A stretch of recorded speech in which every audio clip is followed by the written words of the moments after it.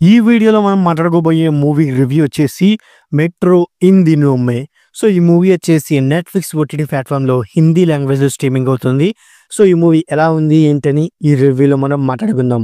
ఇక ఈ movie story గురించి సింపుల్‌గా చెప్పొచ్చొస్తే కొన్ని స్టోరీస్ అయితే ఉంటాయన్నమాట.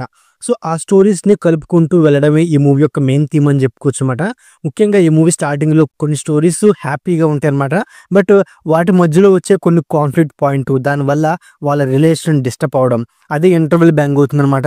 ఇక సెకండ్ హాఫ్‌కి వచ్చేపాటికి ఆ డిస్టర్బ్ అయిన రిలేషన్స్‌ని ఎలా కలుపుకుంటూ వెళ్లారు, వాటికి ఎలాంటి ఎండింగ్ ఇచ్చారు అనే పాయింట్ మీదే ఓవరాల్‌గా స్టోరీ రన్ అయిద్దని చెప్పుకోవచ్చన్నమాట. ముఖ్యంగా ఈ మూవీలో అంటే ఒక 4, 5 స్టోరీస్ ఉన్నప్పటికీ అందులో నాకు మెయిన్ స్టోరీ వచ్చేసి అనుపమ్ ఖేర్ గారు ప్లే చేసిన ఆ ఫాదర్ క్యారెక్టర్, ఆ స్టోరీ అనేది నాకు చాలా బాగా నచ్చిందని చెప్పుకోవచ్చన్నమాట.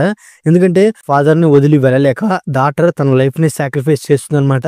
అది తెలుసుకున్న ఫాదర్ ఏం చేసాడు అనే పాయింట్ మీద ఆ స్టోరీ వెళ్ళిపోద్దన్నమాట. సో, ఆ స్టోరీ చాలా చాలా ఎమోషనల్‌గా ఉందని చెప్పుకోవచ్చన్నమాట. బట్ ఆ ఎమోషన్ వరకు వర్కౌట్ అయింది. బట్ అక్కడ కూడా కొన్ని బలమైన సీన్స్, బలమైన డైలాగులు ఉంటే కొంచెం బెటర్‌గా ఉండేదన్నమాట. బట్ కేవలం ఏంటంటే నువ్వు నా దగ్గర నా ఆస్తి కోసమే ఉన్నావు, డబ్బుల కోసమే ఉన్నావు అని అలాంటి ఒక రొటీన్ డైలాగులు చెప్పడం నాకంత ఎంగేజింగ్‌గా లేదని చెప్పుకోవచ్చన్నమాట. ఒక బలమైన ఎమోషన్స్‌తో చెప్పుంటే ఇంకొంచెం బెటర్‌గా ఉండేదని నాకైతే అనిపించిందన్నమాట. దాని తర్వాత నాకు చాలా బాగా ఇష్టమైన మరో స్టోరీ వచ్చేసి ఆదిత్య రాయ్ అండ్ అలాగే సారా అలీ ఖాన్. సో, వీరిద్దరి స్టోరీ కూడా నాకు చాలా చాలా బాగా నచ్చిందని చెప్పుకోవచ్చన్నమాట. ఎందుకంటే ఆదిత్య రాయ్ సారా అలీ ఖాన్‌ని లవ్ చేస్తాడు. బట్ సారా అలీ ఖాన్ వేరే వాళ్ళని లవ్ చేస్తదన్నమాట. అంటే ఇక్కడ ఒక కన్‌ఫ్యూజింగ్ లవ్ ట్రాక్ అన్నమాట. సో, ఫైనల్‌గా అసలు లవ్ అంటే ఏంటి? ఆదిత్య మీద ఉన్నది ఇన్‌ఫాక్చుయేషన్, లవ్వా అని తెలుసుకొని క్లైమాక్స్‌లో ఆదిత్య రాయ్ యొక్క పెళ్లిని చెడగొట్టి తన లవ్‌ని నిలబెట్టుకునే సీన్స్ అనేవి నాకు చాలా చాలా ఎంగేజ్ చేసిందని చెప్పుకోవచ్చన్నమాట. ముఖ్యంగా కన్‌ఫ్యూజ్ కూడా చేసిందని చెప్పుకోవచ్చన్నమాట. ఎందుకంటే తను అంత దూరం వచ్చి జస్ట్ నేను పెళ్లి చేసుకోను, జస్ట్ ప్రెజెంట్ మనం లవ్ చేసుకుందాం, ఎప్పుడైనా అవకాశం ఉంటే పెళ్లి చేసుకుందాం లేకపోతే లేదు అంటే ఒక కన్‌ఫ్యూజింగ్‌లోనే ఆ క్యారెక్టర్ ఉండిపోద్దన్నమాట. ఆ కన్‌ఫ్యూజింగ్ క్యారెక్టర్ అండ్ అలాగే ఆ స్టోరీ కూడా చాలా చాలా ఎంగేజ్ చేసిందని చెప్పుకోవచ్చన్నమాట. ఇక నెక్స్ట్ వచ్చేపాటికి మెయిన్‌గా ఆలీ ఫాజల్ అండ్ అలాగే ఫాతిమా సనా. సో, వీళ్ళిద్దరి మీద వచ్చే స్టోరీ కూడా నాకు ఉందని చెప్పుకోవచ్చన్నమాట. ఎందుకంటే ఇక్కడ వీళ్ళిద్దరూ ఏంటంటే వీళ్ళిద్దరూ పెళ్లి చేసుకుంటారు. పెళ్లి చేసుకున్న తర్వాత మెయిన్ ఏంటి ఆలీ వచ్చేసి తను ఒక సాఫ్ట్‌వేర్ డెవలపర్‌గా వర్క్ చేస్తుంటాడన్నమాట. బట్ తనకి ఒక సింగర్ అవ్వాలని తనకెంతో కల అన్నమాట. సో, కలంతా పక్కన పెట్టేసి తన ఫ్యామిలీ కోసం ఇలా కష్టపడడం, ఇలా సాక్రిఫైస్ చేయడం తనకి ఇష్టం లేదని చెప్పి తన జాబ్ అంతా వదిలేసి ఒక సింగర్ అవుదామని తను వెళ్తాడనమాట. అలా వెళ్ళినప్పుడు తను ఫేస్ చేసే ప్రాబ్లమ్స్‌ని ఇంకా బాగా ఎంగేజింగ్‌గా చూపించుంటే బెటర్‌గా ఉండేదన్నమాట. బట్ వాటిని కూడా సింపుల్‌గా చూపించారు. క్లైమాక్స్‌కి వచ్చేపాటికి వాళ్ళు కూడా సింపుల్‌గా కలిసిపోవడం. అంటే మెయిన్ ఏంటంటే వీళ్ళు తీసుకున్న స్టోరీ పాయింట్ రొటీన్‌గా ఉన్నప్పటికీ కాన్‌ఫ్లిక్ట్ పాయింట్ అనేవి కొంచెం బలంగా ఉండి, ఆ పాయింట్ నుంచి ఎమోషన్ అనేది ఇంకొంచెం బలంగా తీసుంటే బెటర్ నాకైతే అనిపించిందనమాట. అండ్ అలాగే వీళ్ళు దూరంగా ఉన్నప్పుడు ఆలీ తన వైఫ్ అయిన ఫాతిమా మీద అనుమానం పడ్డం. అలాంటి సీన్స్ అనేవి కాస్త మూవీకి బోర్ ఫీలింగ్ కలిగిద్దని చెప్పుకోవచ్చన్నమాట. క్లైమాక్స్‌కి వచ్చేప్పటికి వాళ్ళు కలిసిపోవడం మూవీకి ఎండ్ అని చెప్పుకోవచ్చన్నమాట.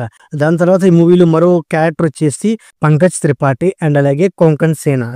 వాళ్ళ స్టోరీ అనేది నాకు అంత ఎంగేజింగ్ లేదని చెప్పుకోవచ్చన్నమాట. ముఖ్యంగా వాళ్ళిద్దరి మధ్య ఉండే ఒక చిన్న పాయింట్, ఒక యాప్ వల్ల వాళ్ళిద్దరి మధ్య ఒక గొడవ రావడం. ఫైనల్‌గా వాళ్ళు ఎలా కలిసారనే పాయింట్ అంత బలంగా లేకపోవడం నాకు ఉందని చెప్పుకోవచ్చన్నమాట. ఫైనల్‌గా వాళ్ళిద్దరి మధ్య ఏదో గొడవ వచ్చింది, విడిపోయారు. విడిపోయిన తర్వాత అసలు అంటే వాళ్ళ ఫ్యామిలీ రిలేషన్స్‌లో వాళ్ళిద్దరి మధ్య ఎడబాటు రావడానికి కారణం ఏంటి? ఆ ప్రాబ్లమ్‌కి వీళ్ళు ఎలాంటి సొల్యూషన్ చూసారు అనే పాయింట్ వ్యూ మీద మూవీ వెళ్ళలేదని చెప్పుకోవచ్చన్నమాట. జస్ట్ వీళ్ళు గోవా వెళ్తారు. అక్కడ కొంకణ్ సేనా క్యారెక్టర్ వచ్చేసి తన లైఫ్‌ని ఎంజాయ్ చేస్తూ ఉంటుంది.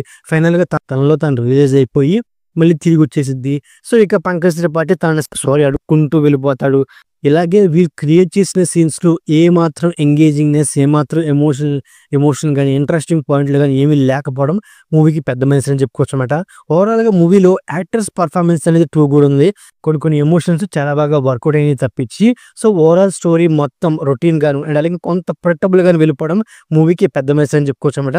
మూవీకి ఏ మాత్రమైన ఎంగేజింగ్ పాయింట్స్ ఉన్నాయంటే అవి background music, actors performance and అలాగే కొంత ఇంటర్వెల్ పోర్షన్ అండ్ అలాగే సినిమాటోగ్రఫీ, ప్రొడక్షన్ వాల్యూస్ ఇవే మూవీకి కాస్త ఎంగేజ్ అని చెప్పుకోవచ్చు అనమాట. సో ఓవరాల్‌గా ఈ మూవీ నా పరంగా కొన్ని స్టోరీస్ ఎంగేజ్ చేయడం వల్ల ఈ మూవీ అనేది నా పరంగా వన్ టైమ్ వాచబుల్ అని చెప్పుకోవచ్చు అనమాట. సో ఓవరాల్‌గా ఇదండి 'Metro in Dino' movie review. So నా రివ్యూ నచ్చినట్లయితే వీడియోకి ఒక చిన్న లైక్, అలాగే మన ఛానల్‌ని సబ్స్క్రైబ్ చేసుకోండి. ఓకే. Thank you all.